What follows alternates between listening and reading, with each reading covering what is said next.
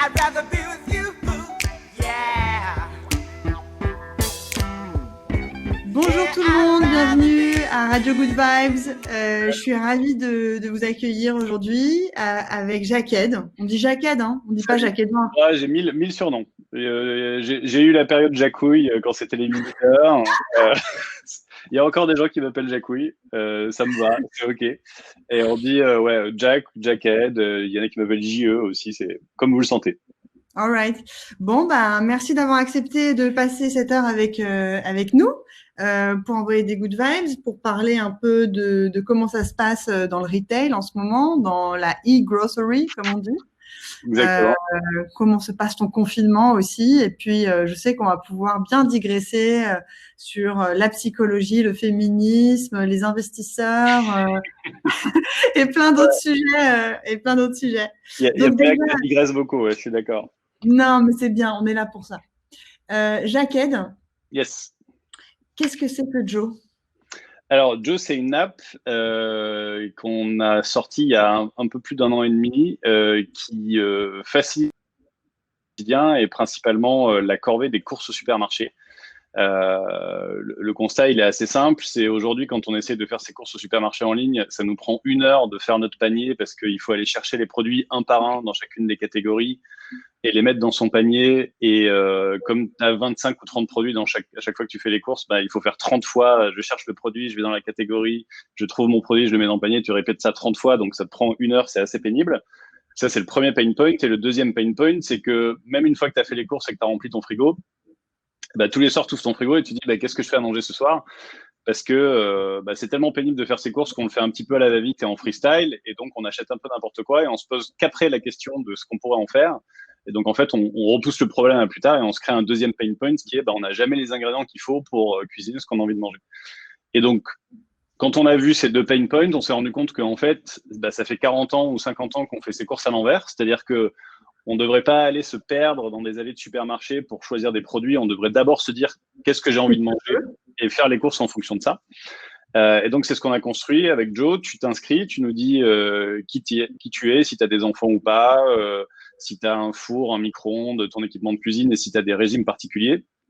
Et ensuite, chaque semaine, on va te recommander un menu avec des recettes qui sont faites spécifiquement pour toi, donc adaptées à ton profil. Si tu n'as pas de four, on ne va pas te proposer de recettes qui nécessitent un four, adaptées à tes goûts, naturellement, et surtout des recettes qui sont hyper simples et faciles à faire au quotidien. Et donc, tu vas choisir ton menu. On va te faire un menu on va te faire 5 ou 6 propositions. Et une fois que tu es OK avec ça, tu cliques suivant. Et là, c'est la magie qui opère. On va remplir automatiquement ton panier avec tous les ingrédients dont tu as besoin pour faire ces recettes. Et après, tu pourras ajouter la lessive, le papier toilette, enfin tout ce dont tu as besoin pour ta maison. Et grosso modo, tu fais en 5 minutes sur Joe tes courses pour la semaine, là où normalement il te faut 1 heure. Et surtout, tu retrouves le plaisir de manger et tu te refocuses sur ce qui est important, qui est le plaisir de manger et de faire la cuisine. Alors, tout ça pour dire que c'est une application qui déchire, qui est hyper bien foutue, qui est très belle et qui te rentre vraiment par le côté plaisir de la cuisine, par la recette. Et vraiment, tous mes employés à The Family me disent, enfin toute la team, hein, d'ailleurs, pas les employés, la team me dit Alice, vas-y, va sur Joe parce que tu nous fais de la peine là avec tes plats congelés que tu mets au micro-ondes. Tiens, c'est vraiment astucieux, quoi. Bah, en fait, moi, je viens pas du tout de là, hein. Je viens de l'univers des médias. Je suis tombé dessus quand j'ai eu mon premier enfant, enfin ma fille en l'occurrence, parce que c'est le moment où le supermarché rentre dans ta vie. Souvent, c'est le moment où tu crées ton foyer, le moment où tu t'installes avec ton copain, ta copine, ta femme, ton mari, et souvent le moment où tu as tes premiers enfants. C'est là où le supermarché rentre dans ta vie parce que tu as une contrainte d'organisation qui fait qu'il faut que tu remplisses le frigo, que tu fasses les courses de la semaine. Et c'est aussi le moment où la food prend une importance particulière parce que quand tu veux nourrir tes enfants, enfin, moi, manger des kebabs et des hamburgers toute la journée, ça me va, hein, c'est cool. En revanche, quand tu as des enfants, tu te dis, bon, je vais quand même essayer d'éviter les trucs avec des pesticides, la nourriture transformée, et ainsi de suite. Donc, ta conscience alimentaire s'éveille aussi à ce moment-là. Et donc, c'est un moment qui est assez clé dans la vie des utilisateurs. Et c'est assez fascinant de voir à quel point on est captif de la manière dont on fait les courses depuis 40 ans. Parce que c'est un truc qui a ni queue ni tête. Enfin, on est littéralement en train de pousser un chariot dans un hangar quand on va faire ses courses au supermarché. Oui, mais alors après, comment dire, les habitudes s'expliquent pour des raisons historiques et non plus pour des raisons logiques. Enfin, il y a, bien sûr. et après, c'est en temps de crise justement que on rabat les cartes et qu'on peut se questionner et qu'on n'a plus qu'à comment dire, réinventer notre façon de consommer. Mais avant, c'était un lieu de sociabilité aussi, le marché. Mais ça l'est toujours, ça l'est toujours. Et je pense que c'est un modèle je pense que c'est un modèle qui va transformer, c'est un modèle qui va évoluer. Nous, on bosse au quotidien avec les supermarchés, qui d'ailleurs ont fait un travail exceptionnel. Alors, vas-y, raconte-moi un peu, parce que là, depuis la le- crise, depuis le début de la crise, Ouais. qu'est-ce qui se passe globalement? On sait que la e-grosserie voit ses chiffres se multiplier, donc c'est des croissances hebdo impressionnantes. Tu peux me dire, depuis le confinement, quel mouvement tu as observé? Alors, il s'est passé plein de choses. Donc, la e-grosserie, qui est la partie digitale du business des supermarchés, ce qu'il faut savoir, c'est que l'écosystème, l'industrie des supermarchés est finalement assez peu digitalisée à date.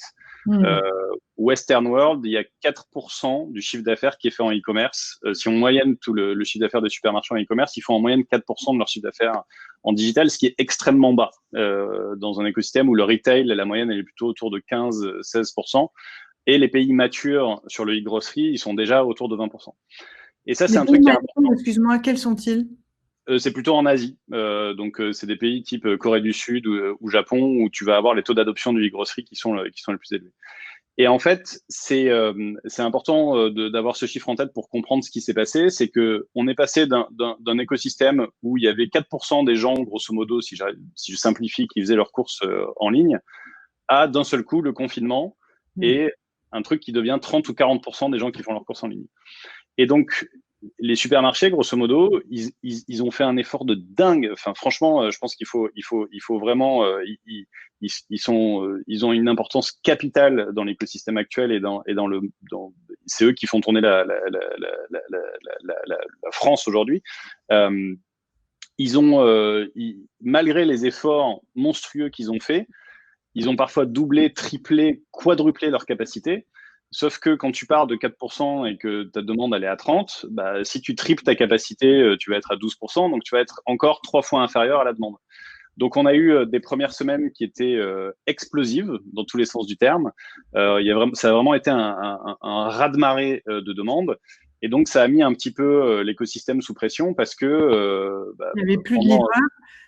Alors c'est pas que et choisir aussi la commande. Alors le e-grosserie, c'est essentiellement du drive en France. Il y a beaucoup de startups qui font des super trucs en livraison à domicile, mais la livraison à domicile, c'est ultra minoritaire par rapport au drive, donc c'est plutôt du pick-up. On va chercher sa commande. Et effectivement, le goulot d'étranglement, ça n'a pas été sur l'approvisionnement parce qu'il y a eu quelques ruptures de stock sur des achats de panique, le papier toilette et ainsi de suite. C'est pas pourquoi? Alors, moi, je ne comprends toujours pas. Je pense qu'il y a eu des rumeurs sur les diarrhées ou je sais pas quoi. Ou alors, les gens doivent avoir des cases de achat de panique avec le sucre, la conserve, je sais, peut-être que le PQ est dedans. Et en plus, c'est d'autant plus incompréhensible que, je veux dire, enfin, prends un jet d'eau, tu vois, il y a des alternatives. C'est en Inde, c'est comme ça. Ben oui, enfin, je veux dire, c'est autant si t'as rien à bouffer, c'est grave, autant ça, fait partie des trucs où t'as des bon, bref. Il y a des solutions. Et donc en fait, il y a pas eu il y a eu des incohérences, enfin il y a eu des irrégularités sur certains approvisionnements, mais grosso modo, il n'y a pas eu de rupture. Pas de problème. Et là, pareil, le mode d'achat change, mais il n'y a pas plus de gens qui mangent qu'avant. Enfin, je veux dire, il n'y avait aucun rationnel à se dire qu'il y allait avoir des ruptures de stock. Donc, pas de problème d'approvisionnement. Mais néanmoins, les gens avaient l'habitude d'aller au restaurant, peut-être un peu. Tu vois. Oui, c'est sûr. Mais pour le coup, on est aussi dans un monde où on produit 3 fois plus que ce dont on a besoin. Donc, et puis, il y a des stocks et ainsi de suite. Donc, bon, après, oui. Bon, alors, le problème, il était où? Et donc, pas réellement de problème d'approvisionnement, même s'il y a des irrégularités. Sur la partie delivery, En fait, c'était pas vraiment un problème non plus parce que la delivery, c'est quasi une commodité aujourd'hui. Enfin, tu vois, il y a plein de boîtes qui font du super taf, Stewart, enfin, il y a plein de boîtes qui savent faire de la delivery. Et a fortiori dans le contexte de crise où tu avais plein de livreurs qui étaient au chômage technique parce qu'ils étaient sur d'autres business et qui demandaient qu'une chose. Moi, la première semaine de Covid, je pense que toutes les boîtes de coursiers et de livreurs m'ont contacté sur LinkedIn pour livrer des commandes. Et donc, en fait, le goulot d'étranglement, il est sur ce qu'on appelle le pick and pack, c'est-à-dire la préparation de la commande elle-même. Il Parce faut que, des gens sur place ouais, qui soient dédiés à faire ce type de commande. exactement. C'est Et pas un métier encore très, très, très développé dans les supermarchés. alors, c'est développé, mais c'est pas très scalable. C'est-à-dire qu'on est dans une économie où très souvent le picking des produits se fait encore dans les magasins classiques. C'est-à-dire que le picker est parmi les clients et fait ses courses comme un client normal. D'accord. Alors, on commence à avoir des entrepôts dédiés, c'est-à-dire les pickers sont dans une zone particulière. Et il y a le modèle le plus avancé qui est le modèle d'Ocado au UK qui est carrément un entrepôt automatisé. Donc, c'est des robots qui font le picking. Et quand c'est les robots qui font le picking, ça leur prend 3 à 6 minutes. Quand c'est des humains qui font le picker, pour faire une commande, il leur faut entre 40 et 45 minutes. Donc, tu vois l'intensité de travail que ça représente, le capital humain qu'il faut mettre en face pour Et réussir en à préparer France, la on n'est commande. pas encore équipé comme ça. Hein.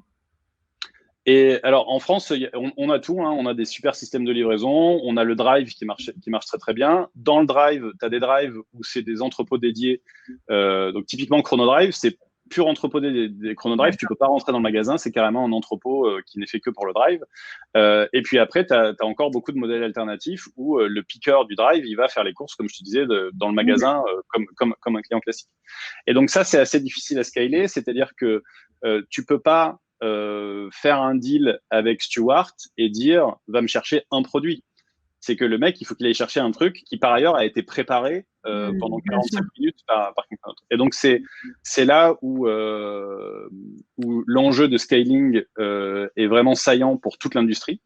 Mais Là-dessus, toi, tu peux pas aider. Enfin, toi, c'est pas ton rôle, quoi. alors si nous on aide, alors nous on a fait deux choses. La première chose, c'est que on a essayé d'ajouter de la capacité. Donc on a fait notamment un partenariat avec Totem pour ajouter de la capacité de delivery et pour libérer des créneaux supplémentaires. Ça, juste arrêt sur image, j'adore. Je trouve ça Yes. génial. Quand deux startups, deux entrepreneurs ensemble créent une initiative en aussi peu de temps, je trouve ça magnifique. Donc Totem, qu'on a reçu pendant les Good Vibes, qui fait de la mini cafétéria dans les bureaux, donc pour avoir du snacking healthy, là décide de switcher et d'apporter du petit déj et du snacking healthy finalement à la maison. Ouais. Et pour ça, va être avec Joe. Ouais. Alors c'est un truc génial.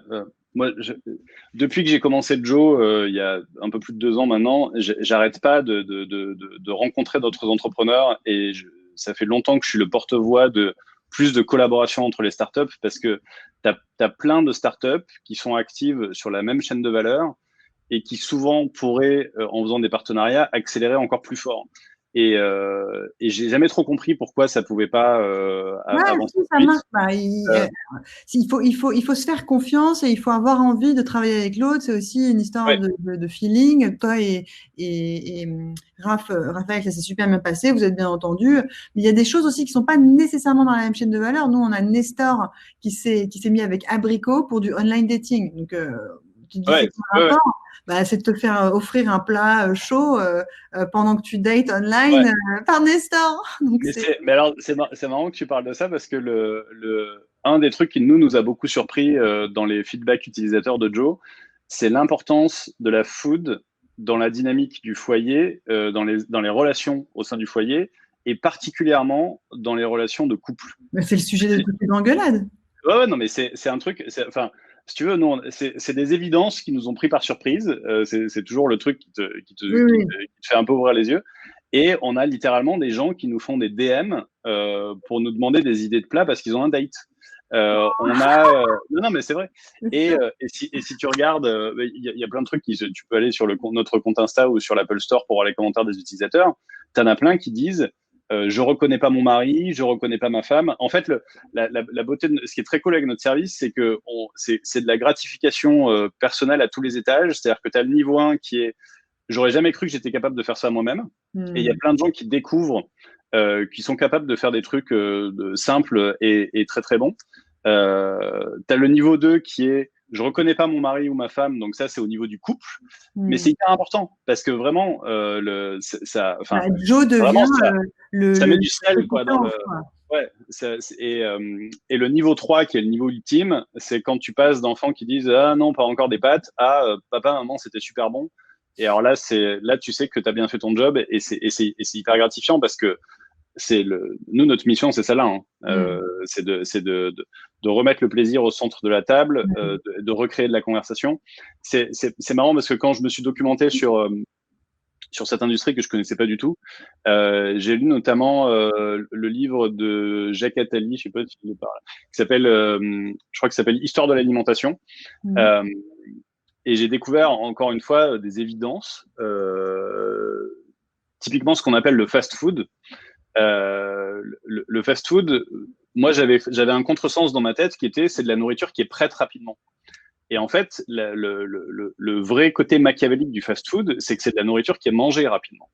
Et en fait, quand tu regardes l'histoire de l'alimentation, tout le modèle capitaliste américain a orienté les gens vers de la nourriture consommée rapidement, parce que ça veut dire quoi? Ça veut dire que plus ils mangent vite, moins ils échangent entre eux à table. Donc, c'est une forme de privation de liberté.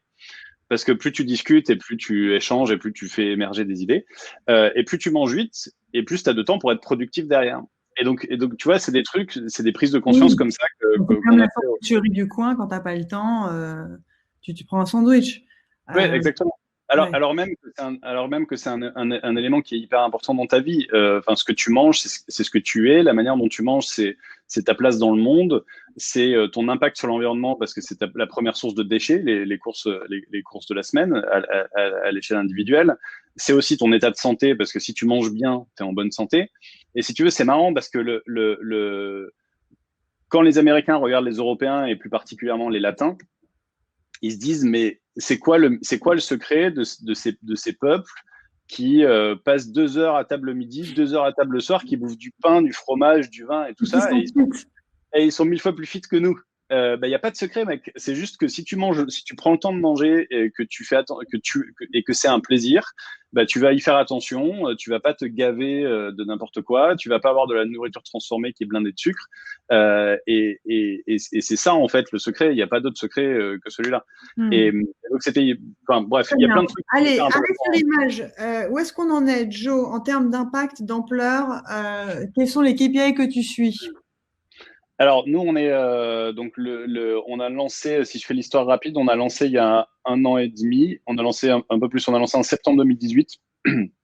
On a démarré, notre premier partenaire, c'était Monoprix, donc on a démarré que sur Paris et c'est encore notre partenaire historique de référence. On bosse très très bien avec eux. On a même maintenant des Corner Joe dans leur magasin. Donc, tu peux aller dans un magasin Monoprix et tu as une étagère avec tous les produits prêts à acheter. Et ensuite, on a ajouté quasiment tous les supermarchés, toutes les enseignes de France. Attends, excuse-moi, mais le Corner Joe, du coup, chez Monoprix, il sert au piqueur? Ah non, le Corner Joe, c'est juste la version physique de l'expérience de Joe. C'est-à-dire que tu vois la recette et tu peux dire c'est ça les ingrédients pour la recette. En fait, non, c'est carrément, tu rentres dans le magasin et tu as une étagère réfrigérée. Et tu as 5 étages dans cette étagère réfrigérée. Et chaque étage, c'est une recette avec tous les ingrédients pour la réaliser. Donc, tu prends ton flyer de recette et tu prends directement les ingrédients. Donc, plutôt que de te dire, je veux faire une pizza, il faut que j'aille là-bas pour la pâte à pizza, là-bas pour la sauce tomate et là-bas pour le fromage, là, tu as tout au même endroit, le pizza, la pâte. Donc, c'est juste la version physique de Joe. Et c'est important parce qu'on est encore dans le e-grocery, c'est encore un modèle mixte. Les gens font un peu en ligne, un peu en magasin selon le moment. Et donc, ça marche très, très bien. On a toutes les enseignes Carrefour, Monoprix, Chronodrive, Auchan, Intermarché. Grosso modo, il nous manque que Super U. On a bon espoir d'avancer avec eux rapidement. Et on a grossi très, très vite. On fait plusieurs millions par mois de volume d'affaires. On a servi à peu l'équivalent de 3 millions de repas ont été préparés à travers Joe. Et donc, ça se passe. Combien de personnes en utilisateurs? Combien de... On a un peu plus de 500 000 utilisateurs inscrits pour l'instant. D'accord. Ouais, c'est une super réussite en si peu de temps. Ah oui, non, on est allé relativement vite. On a fait en 1 an et demi, on a fait 2 levées de fonds. On est en train d'avancer sur une 3e.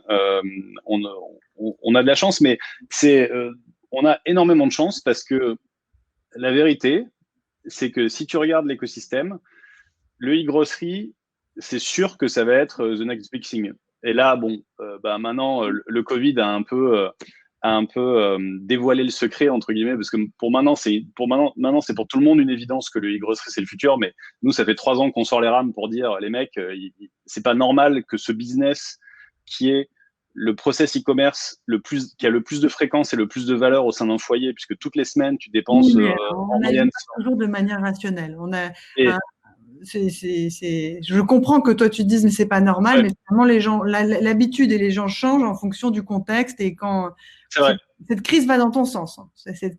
Alors en fait, il y a quand même 2 précisions. La première, c'est que c'est pas que les gens ne s'y sont pas intéressés, c'est que toute l'énergie a été mise sur la partie delivery. C'est-à-dire que si tu regardes le leader aux États-Unis, Instacart, c'est une boîte de livraison. Si tu regardes Ocado, les entrepôts automatisés dont je parlais au UK, ils sont encore une fois sur la partie logistique du problème. Mais le premier problème, c'est l'expérience utilisateur qui est un cauchemar, parce que naviguer dans des rayons, des sous-rayons, des listes de produits par centaines, c'est vraiment un enfer.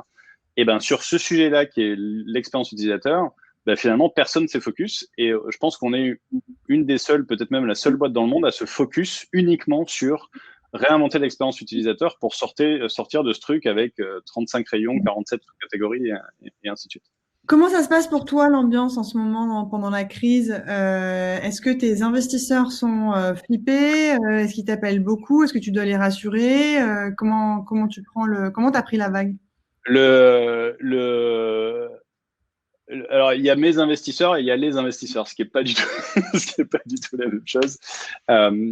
Nous, on a la chance, et encore une fois, c'est une grande chance qu'on a. On a vraiment eu la chance sur nos 2 rounds d'avoir le choix. Donc, on a choisi nos investisseurs.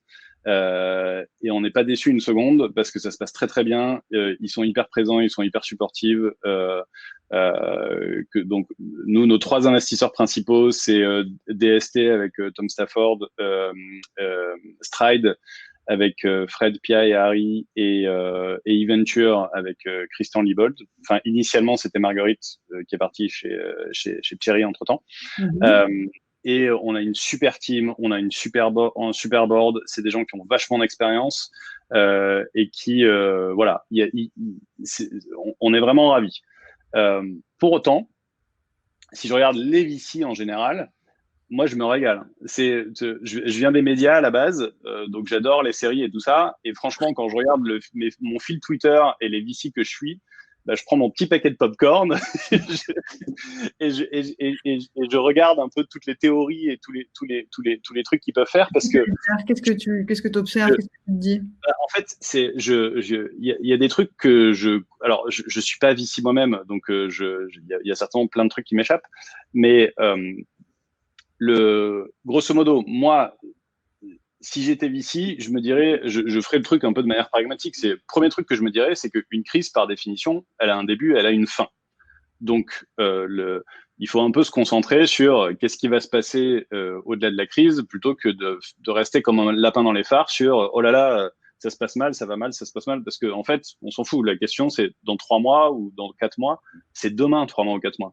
Alors effectivement, il y a des boîtes qui sont en urgence vitale aujourd'hui, et il faut trouver des solutions. Mais globalement, moi, ce que je ferais, c'est je regarde mon portefeuille, et il y a 3 catégories de boîtes. Il y a celles où ça va se repasser à peu près comme avant après la crise, il y a celles pour lesquelles ça va aller un peu mieux, et il y a celles pour lesquelles ça va aller un peu moins bien. A priori, c'est logique comme raisonnement. Et en fait, j'ai l'impression que les VC se focus sur un seul type de boîte, c'est celles qui vont très très bien pendant la crise. Et c'est un truc qui me fascine parce que j'arrive pas à comprendre le chemin intellectuel dans la mesure où, par définition, c'est des boîtes qui bénéficient d'un contexte qui, parce que c'est un contexte de crise, est amené à mourir dans quelques mois. Et donc, tu as une espèce de la FOMO des VC, la fameuse FOMO des VC qui existait de manière thématique les précédentes années. Aujourd'hui, elle a une nouvelle thématique qui sont les boîtes qui marchent bien pendant la crise. Mais je trouve que c'est un succès qui, par définition, va être éphémère. Et pour le dire à l'envers, parce que je pense que c'est plutôt ça la réflexion que je me fais. Je suis assez étonné de voir on en parlait la dernière fois, mais moi, ma seule expérience de l'investissement, c'est quand j'ai eu la chance d'investir très très tôt dans le Bitcoin. J'ai acheté mes Bitcoins autour de 100 euros et j'ai pris cher ma race parce que je savais pas comment faire. Et quand tu mets 100 balles et que 3 mois après ça vaut 1000 et que il y a pas si longtemps encore ça valait 20 000, faut un peu s'accrocher à ton bureau parce que ça commence vite à représenter beaucoup d'argent. Et donc, ce que tu apprends dans ce truc-là, c'est une règle de base qui est tu vends quand c'est rouge, c'est-à-dire quand ça se casse tu achètes quand c'est rouge, quand ça se casse la gueule, et tu vends quand c'est vert, c'est-à-dire tu vends quand tout se passe bien. Et donc, dans la logique actuelle, je te parle de ça pour les basiques de l'investissement, mais je pense que Warren Buffett, qui est notre grand-père à tous sur l'investissement, c'est certainement un des premiers conseils qu'il donne. Et je pense qu'il a construit sa fortune comme ça. Et donc, dans le contexte actuel, qui est un contexte de crise, normalement, ce qu'on devrait avoir sur notre radar, c'est les investissements ultra bold, c'est-à-dire que les meilleurs investisseurs devraient faire des paris hyper audacieux et hyper bold sur quelles seront les startups qui vont cartonner dans 6 ou dans 12 mois, et pas d'avoir une espèce de FOMO de quelles sont les startups qui cartonnent aujourd'hui. Du contexte. Ouais, parce que évidemment, enfin, je veux surtout pas être absolu dans ce que je raconte. Hein. Évidemment que tu as des trucs qui vont naître aujourd'hui et qui vont créer des nouveaux business from scratch, parce que quand tu es dans un monde où plus rien ne bouge, en fait, tout est en train de bouger. Mais à l'inverse, on sait aussi que l'output, c'est que 80% va être comme avant et 20% va être différent. Donc oui, il y a un rationnel à se dire, aujourd'hui, sont en train de se créer dans ce pool de 20% des boîtes qui vont réinventer des business, cartonner, et ainsi de suite. Mais grosso modo, voilà, moi, mon vœu, c'est de pouvoir, à la fin de cette année, à la fin de 2020, faire une liste et regarder quels sont les VC qui, pendant la crise, ont fait des investissements ultra bold et ont vraiment pris des risques en essayant d'avoir une espèce de vision un peu plus long terme, plutôt que soit on ne fait rien, soit on essaye d'attraper. Le raisonnement s'applique autant aux VC, je trouve, qu'aux entrepreneurs. C'est-à-dire que c'est aussi maintenant que tu peux complètement tenter des choses, switcher et imaginer des nouveaux business models, par exemple. C'est sûr. Alors, moi, encore une fois, ma conviction, c'est que il y a beaucoup de business. Alors, ça va être une catastrophe pour plein de secteurs. Hein. C'est quand même important de l'avoir en tête. De la même manière que ça va être une opportunité pour plein d'autres secteurs. Après, je fais confiance à l'être humain et aux Français pour retrouver toutes leurs mauvaises habitudes assez rapidement. Donc, gardons. Comme tu disais, 80. Ouais, mais voilà. Donc, gardons quand même en tête que je pense qu'il y a 80% du truc qui va revenir business as usual. Et effectivement, en revanche, et tu as complètement raison, dans les 20% qui restent, il y a des trucs qui sont en train de se réinventer de manière fondamentale. Si je prends mon industrie, par exemple, qui n'est pas que le sujet des supermarchés, qui est le sujet de comment tu manges, qui est quand même un sujet qui est massif et qui a une importance assez capitale, quoi. C'est niveau 1 de la pyramide de Maslow, quoi. Ce qui s'est passé en 3 semaines, c'est une révolution. C'est-à-dire que on est passé d'un monde où le sourcing était ultra mondialisé, avec un niveau de e-grocery qui était ultra faible, à un monde où la moitié des gens font leurs courses en ligne, avec un sourcing qui s'est recentré sur la France, aussi bien pour des questions de contraintes logistiques, et sur un truc qui, là, pour le coup, va perdurer dans le temps, qui va être la dynamique du Choose France, c'est-à-dire la solidarité nationale qui va se mettre en place pour... il y a déjà plein de supermarchés qui... Et écologique aussi, environnemental. Ah, bien sûr. Mais ce que je veux dire, c'est que tous les signaux positifs qui restait des signaux assez faibles qu'on avait jusqu'ici avec Yuka, La Ruche qui dit oui, qui essayait d'être le porte-étendard de ce mouvement-là. Là, il vient de se faire d'un seul coup, massivement, parce qu'aujourd'hui, bah, tu as quasi tous les supermarchés qui se sont engagés à acheter tous leurs produits frais en France. Et je vois mal comment ils pourraient rétro-pédaler en sortie de crise parce que des bonnes nouvelles habitudes. Exactement. Donc, sur les supermarchés eux-mêmes, mais c'est surtout, tu as plein de nouveaux circuits qui se sont créés comme ça. Moi, je vois dans ma rue tous les jours des maraîchers qui arrivent avec leur fourgonnette, qui prennent des commandes par SMS ou par WhatsApp et qui viennent livrer les gens à la maison, comme le Milk Guy le faisait il y a encore 50 ou 60 ans. Et c'est assez marrant d'ailleurs de voir. Il y a une entreprise qui cartonne dans le monde du retail, du e-grocery en ce moment, qui s'appelle Loop, qui est juste la réinvention de la consigne, qui est un truc, tu te demandes à quel moment on a été assez con pour l'oublier. Et donc, le mec est en train de réexpliquer comment tu peux faire des trucs de Milk Guy avec une consigne où tu prends un truc, tu rends la bouteille, on remplit la bouteille, on te la redonne. Et donc, tout ce truc-là, ça, pour le coup, c'est des changements en profondeur. Ça va changer massivement. Ce massivement, il veut dire 10 ou 20% de la population. Encore une fois, hein, je pense que c'est. Mais par rapport au point de départ, c'est un x10 ou x20. Et clairement, ça crée des opportunités dingues pour créer des nouveaux circuits, aller plus directement aux producteurs. Et puis même dans le mindset des clients, je pense que quand tu passes 2 mois, parce que c'est ce qui va se passer, 2 mois de confinement à acheter tes produits directement auprès de ton maraîcher, 2 mois de confinement à essayer de faire vivre les petits commerces qui sont autour de toi et ainsi de suite, il y a certainement des habitudes qui vont rester, ouais, clairement. Et pour le meilleur. D'habitude, je vais te dire un truc très caricatural. D'habitude, les gens Édouard sont pas très sensibles au discours de The Family. C'est-à-dire tu rentres un peu dans la catégorie de l'homme qui a fait des hautes études, blanc, donc qui a réussi à lever des fonds et qui monte une start-up qui va bien. Et pourtant, tu ne coches pas vraiment les cases en vérité. J'aimerais bien savoir d'où tu viens et comment tu es devenu entrepreneur. J'ai effectivement tous les atours du start-upper parisien classique, blanc, études supérieures, parisien, tout ce que tu veux. Mais en fait, j'en ai aucun. C'est-à-dire que, enfin, tout ça est vrai, mais moi, je viens de Montpellier. J'ai grandi à Montpellier. J'avais pas de réseau, j'avais pas de fonds propres. J'ai grandi tout seul avec ma mère et ma sœur. J'ai manqué de rien, mais enfin, j'ai un petit peu tout fait tout seul. Je suis un newbie dans l'écosystème. Hein. J'apprends vraiment tous les jours. À 14 ans, tu achètes ton premier ordi? J'ai fabriqué mon premier ordi. Alors, la vérité, c'est que ça remonte à bien avant ça. Mon papa était un passionné d'informatique. Malheureusement, je l'ai pas connu parce que je l'ai perdu très très jeune. Et j'avais à la maison un Apple IIe. Qui était un des tout premiers Apple. Et déjà, même quand j'avais...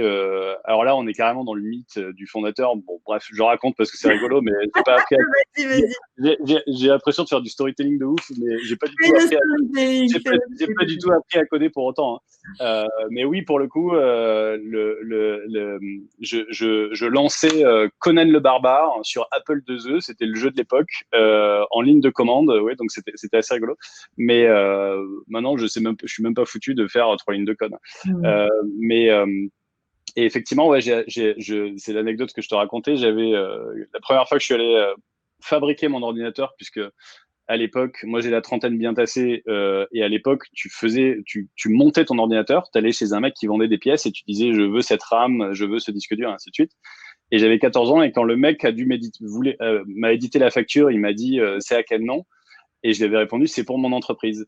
Et ce souvenir m'est resté il est resté hyper ancré dans ma mémoire parce que sa réaction a été à la fois un petit sourire parce qu'il s'est dit, mais t'es un gamin, mec, de quoi tu parles? Ça t'a surpris toi-même de dire ça? Et ça m'a. Enfin, pour le coup, j'avais vraiment envie de surfer la vague Internet. Enfin, on parle de 95, 96. C'est-à-dire, c'est littéralement le début d'Internet. Et donc oui, j'avais envie de monter dans ce train-là. Je savais rien à rien.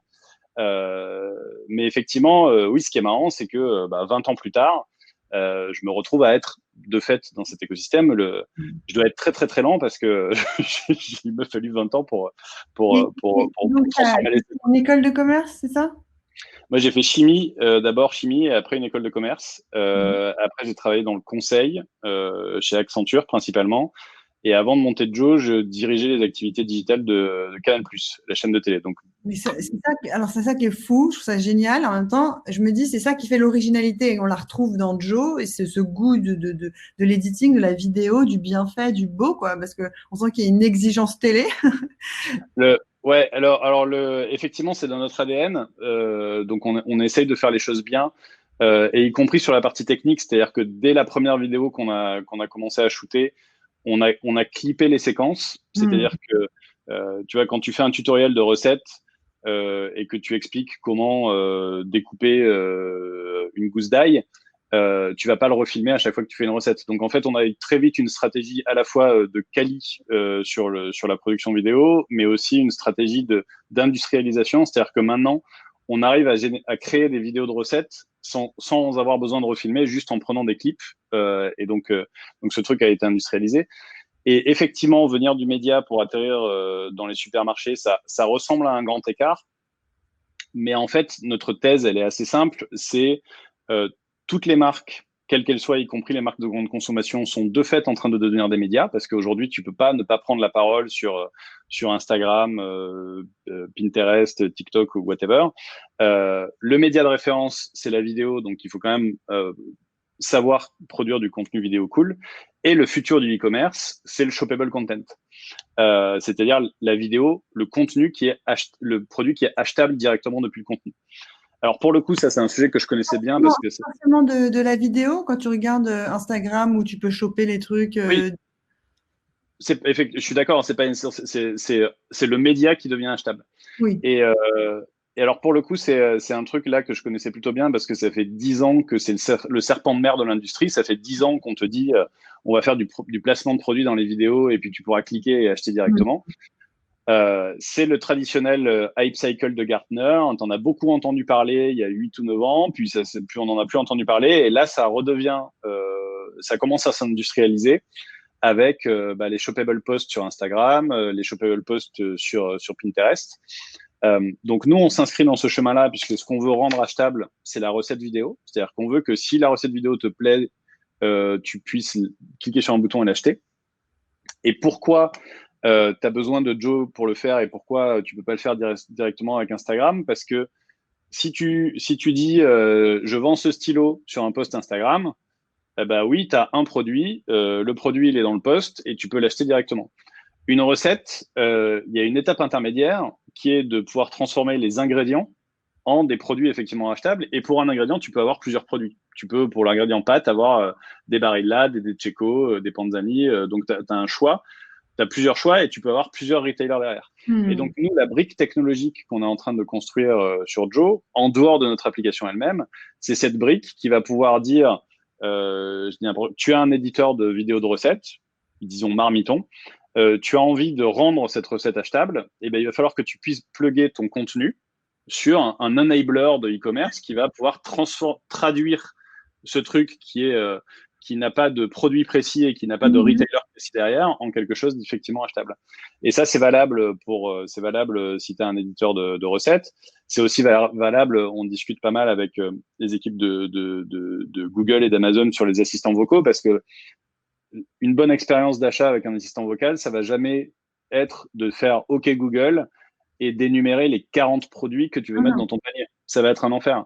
À l'inverse, si tu dis OK Google, tu lances l'action Joe. Mon Google qui vient de répondre à toi, tu as dit OK Google. Ça, c'est hyper flippant. C'est comme quand Siri se déclenche tout seul sur ton téléphone. Et donc, ouais, ça va être Ce sera OK Google, fais-moi une moussaka. Non, c'est OK Google, lance. OK Google, arrête. Excuse-moi parce que. On va pas s'en sortir. Bon, j'arrête de dire. Donc, tu feras. Et là, tu as Joe qui te répondra Hello Alice, comment ça va aujourd'hui? Je te propose la semaine prochaine de faire la recette A, B, C, D, E. Et tu vas dire ouais, OK, remplace la E par autre chose. Ouais, je te propose la E'. Très bien. est-ce que tu veux que je t'achète tout ça et que je te le livre à la maison? Yes, t'as fini tes courses. Et ça, du coup, c'est une expérience qui est beaucoup plus cool. Et donc, ce qui est intéressant, c'est qu'au-delà de notre application elle-même, l'asset technologique qu'on est en train de construire derrière a vachement de valeur pour les assistants vocaux pour faire des listes de courses plus intelligentes, pour les éditeurs de recettes qui voudraient rendre leur contenu achetable. Et tu vois, là, on travaille aussi avec des fabricants de robots de cuisine. Quand tu as un robot de cuisine et que tu as déjà un truc où quand tu appuies sur un bouton, il fait la bouffe pour toi, grosso modo, bah, il te manque juste le bouton magique pour aller acheter tous les ingrédients de la recette en question. C'est quoi ta routine en ce moment? Comment tu gardes l'énergie, la pêche? Ah ben alors moi, je suis comme un poisson dans l'eau parce que j'adore quand ça va pas. T'es heureux quand c'est le bordel. Non, alors déjà, à titre perso, je suis hyper heureux parce que même si le confinement, c'est un gros bazar, parce que moi, j'ai 2 enfants en bas âge, j'ai ma femme avec moi qui est formidable, mais qui travaille beaucoup aussi. Donc, c'est un vrai challenge de s'organiser dans ce contexte. C'est quand même un moment où on passe beaucoup de temps ensemble et c'est super cool. J'angoisse un peu de me dire qu'il va falloir remettre les enfants à la crèche et à l'école.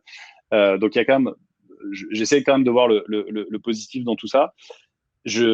Alors, évidemment, c'est une catastrophe pour des milliers de gens. Hein. J'ai pas du tout envie de ne pas le prendre en compte. Enfin, on essaye au maximum de jouer notre rôle là-dedans. On essaie surtout de pas trop l'afficher parce que je pense que il faut avoir un peu de décence. Tout le monde doit être solidaire et tout le monde doit jouer son rôle. Donc évidemment, c'est une catastrophe sanitaire, économique. Il y a des gens qui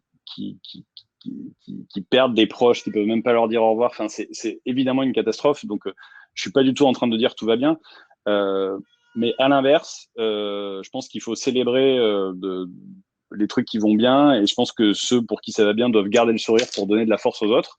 Nous, on a de la chance que ça aille plutôt bien. Et puis surtout, on a un mindset je pense que le vrai mindset d'entrepreneur, c'est de trouver le risque ou la contrainte ludique.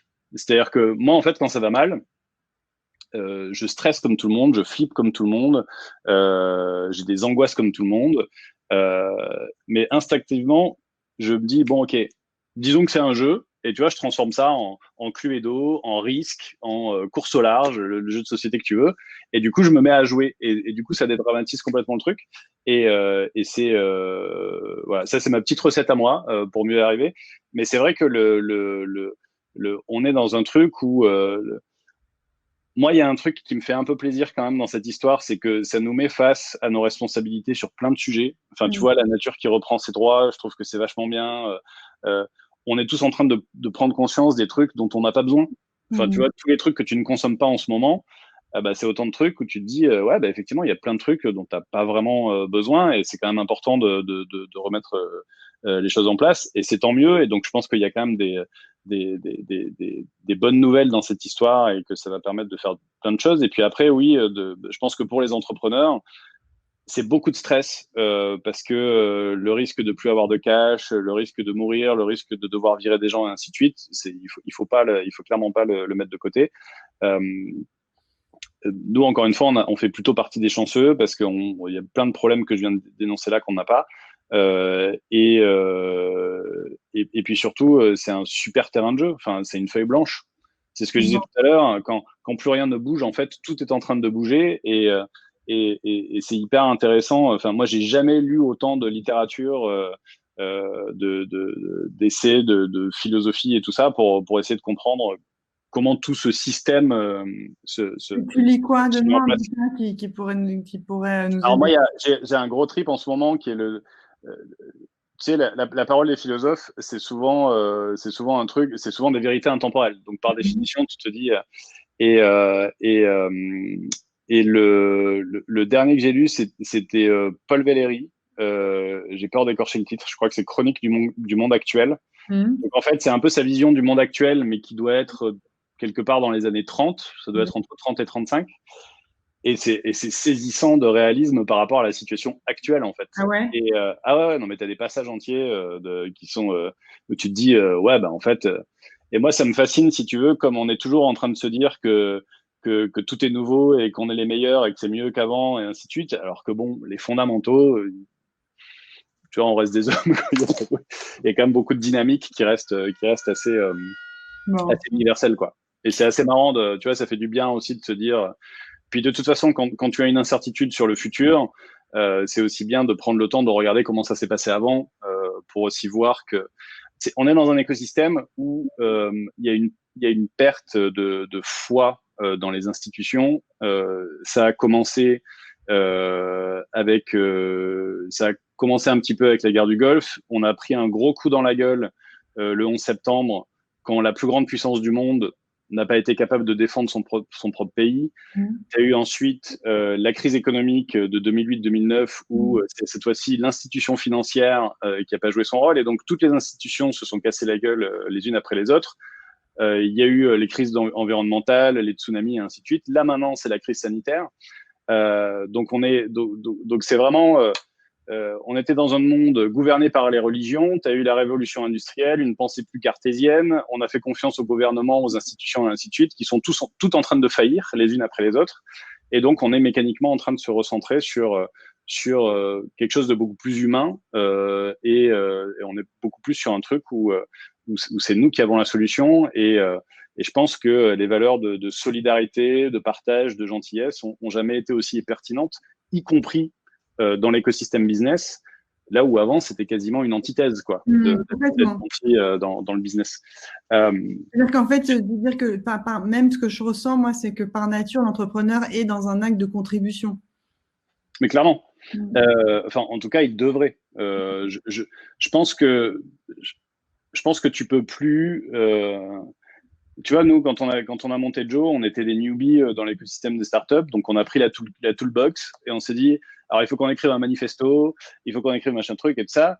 Et en fait, tous ces trucs-là, on les a écrits et effectivement, ça nous a rassurés sur notre ADN, mais on les a jamais publiés. On les a même, pour certains, mis à la poubelle parce que je pense qu'il y a tout un tas de trucs qui, aujourd'hui, c'est le contrat de base quand tu es entrepreneur. Quand tu montes une boîte en 2020, le contrat de base, c'est d'essayer d'avoir un impact positif, c'est d'essayer de contribuer au bien commun et tout ça. Il faut pas faire du greenwashing ou du social washing ou je sais pas quoi. Ça devrait même pas être une question en fait. Quoi. Et effectivement, je pense qu'on a tous un rôle à jouer là-dedans et après, chacun a ses motivations. Hein. On est là pour juger. On arrive à la fin. T'es un moulin à parole, j'adore. C'est très, très vite. J'ai raconté beaucoup de conneries. Génial. On aurait envie de discuter toute l'après-midi. J'aime bien finir sur un petit son. Qu'est-ce que tu écoutes en ce moment ? Alors, je me fais un gros revival Otis Redding. Alors, je ne sais pas si vous avez suivi, mais on a perdu un grand artiste récemment qui était Bill Withers. Donc, Bill Withers, c'est Ain't No Sunshine, mais c'est aussi beaucoup d'autres choses. On ne connaît pas beaucoup. Et du coup, je suis resté un peu dans cette veine. Et un autre artiste que j'adore, qui fait partie du club des 27, tu sais, ceux qui sont morts avant 27 ans, lui, je crois qu'il est mort hyper jeune. Je crois qu'il il y a des lives de lui où il a 24 ans et tu as l'impression qu'il a une soul, une âme de mec qui en a 90. Et donc, c'est Otis Redding, qui est plutôt connu pour Sitting on the Dock of the Bay. Exactement. Alors, attends, est-ce que si je déconnecte mes... Tu nous mets le son. Bon, et j'en profite pour dire aux gens qu'on enchaîne sur un networking. Hier, ça a bugué. Aujourd'hui, ça ne buggera pas. Donc là, vous avez un chat roulette géant, les amis. Demain, je reçois le CEO de Voi, les trottinettes, ou Voix. Je sais pas comment on dit, Voix. It's gonna be in English and it's gonna be super interesting. Et là, profitez-en pour faire le networking. Vous allez randomly rencontrer des gens toutes les 5 minutes. C'est très sympa à faire. Tu nous mets le son, Jacqued ? On t'entend plus ? Ouais, il n'y a plus le son. Ah, c'est dommage. Cette musique extraordinaire que tu nous as tellement donné envie. Sinon, tu m'envoies le lien, je le mets, moi. Tu me files le petit lien, comme ça, on peut tous finir.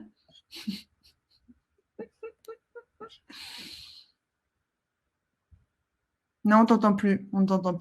le micro a... Bon, sinon, moi, je vais vous envoyer un petit Otis Redding, mais ce ne sera pas celui de Jacques-Edouard. Hein. Ou sinon, tu nous l'écris. Écris-nous le titre de la chanson que tu kiffes dans le chat. Comme ça.